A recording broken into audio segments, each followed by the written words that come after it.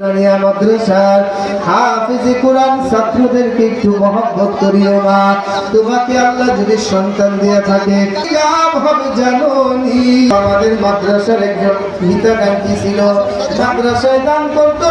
ও মালিক, তাদের দানের টাকা দিয়া, তাদের সহযোগিতা দিয়া আমি তোমার কোরআনের হাফিজ হয়েছি। আল্লাহ, আমি আলেম হয়েছি। ও মালিক, আজকে যদি তোমার এই বান্দি জাহান্নামের আগুনে জ্বলে, আমি তোমার জান্নাতে যাব না।